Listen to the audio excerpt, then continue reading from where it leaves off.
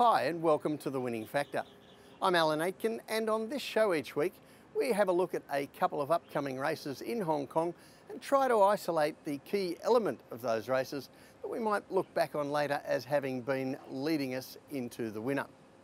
Well, it's Beauty Day at Sha Tin on Sunday, a celebration of the beauty horses, including Beauty Generation, and there'll be quite a few winners, I think, for the beauty horses. However, we're going to step around those, and the first race we're going to look at is race 5. Our winning factor, the tempo. Well, a quick look at the field here, and a couple of horses jump out, certainly for me, and the runners with the most interest are the last start winner, Guy Dragon, and Zac Purton's mount, Playwise. Also chances to the consistent Golden 4 and Fun Times with the blinkers going on. But mostly, I want to have a look at Playwise. And that's a horse ridden by Zac Purton for Dennis Yip, and what a combination they have been over time in Hong Kong. We're going to have a look at their record here, and on this table you see that Zac Purton, he's ridden a century of winners for Dennis Yip over the last 10 years, and it isn't often that you can say you could just put a bet on a trainer-jockey pairing over such a long period and show a profit, but that's the case with Yip and Purton.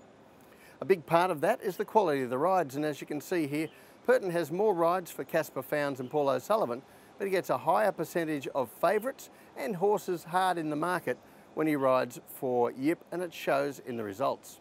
Now, Playwise has not long been with Dennis Yip after starting with Michael Freedman, and Zac Purton has been aboard in the last 2 starts since he dropped to Class 4 at Happy Valley. So what's different, you might ask? Well, let's have a look at what has changed. Well, first of all, we're going to have a look at those runs, both over 1650 metres, and he's had wide gates each time, Playwise, and they haven't helped. In the first of them, race 378, Playwise had to make a long run around the field when the pressure went on mid-race, and others came late and finished the race off better than him. Then we look at the video of race 456, and this time Zac gave Playwise a brilliant ride here from the outside gate, cutting across behind them early in the race, finding the inside, and able to give him a really nice ride before they sprinted from halfway. Now, he had to make a run around the field again, but he was on the back of the winner this time, so it wasn't really an excuse, and it made me wonder if 1650 is really his game. However, this is a different style of race altogether on Sunday. The way he's finished off 1650 metres, 1400 metres, which he gets on Sunday, might be a better proposition. But more importantly, I think he's going to get a more evenly run race as well. Now, if we look at the map here, we have a number of regular front runners, Good Companion, Dragon Dance, Carefree Prince, to name 3. So the speed looks more generous than the stop-start stuff that he's had at Happy Valley. From the good draw, Zac should be able to let Playwise find his feet in midfield and flows smoothly into the race this time, and that has been missing in those runs at Happy Valley. So the tip in race 5, Playwise. His winning factor, the tempo. I think the drop back to 1400 metres is a positive as well, but the way this race will be run should give Playwise a much more even tempo and a chance to relax and then finish off the race. The other race we're going to have a look at Sha Tin on Sunday is race 6. At this time, our winning factor, the draw. Now, this is quite a handy field of lightly raced horses here. Silver Fig, Gleneagles Generals, a debut winner down the straight. Diamond Brilliant, coming off a nice debut himself. All You Need, who might appreciate a return to the turf. And the John Size first starter, always interesting, Warlord.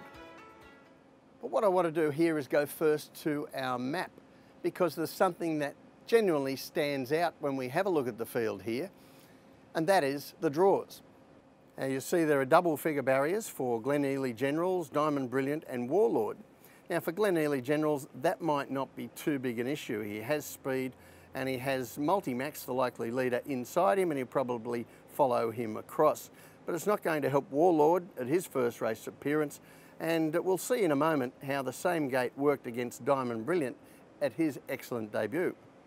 If we look at race 499, Regan Bayliss had a bit of a thankless task here from gate 11, and Diamond Brilliant, he settled back He had to go back to try and get in and not cover too much ground, and that was only partly successful.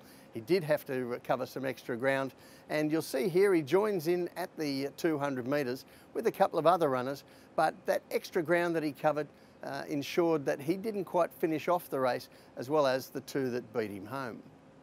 So that draw looks a problem for him again, the same barrier, barrier 11. And Glen Ely Generals, as I said, the barrier might not be the problem, but he has had problems of his own since he won that day up the straight in December. He's had an injury, he missed a lot of work in February, and so there might be a fitness edge left to the other one we're considering here, Silver Fig. Now we're going to look first at Silver Fig's most recent start, race 484. This is on a wet dirt track that wasn't really helping horses getting back and running on. But you'll see here at his first run for 13 months due to injury, Silver Fig finishes brilliantly from the rear of the field and gets into second behind Simply Big, who's raced well against since. Now, if we were going to look at that run in isolation as the consideration for Silver Fig, we might think there's going to be a problem if he's going to give that kind of start. But we're going to have a look back at his debut win at Sha Tin over 1200 metres a year ago, or just over a year ago, when he had the same draw he has on Sunday. And you'll note here in the early stages he's much closer, he lays up handy behind the leaders, he's a little bit blocked in and has to come around them on the turn, but once in the clear he gives a very good kick for Chad Schofield and then holds off Honest Way late in the race, and we've seen him already win in Class 3, so it's a handy quality race. And we've seen Silver Fig able to take a position in a barrier trial since that first up run, so we come back to our winning factor, the draw. The tip in race 6, Silver Fig, his winning factor, the draw.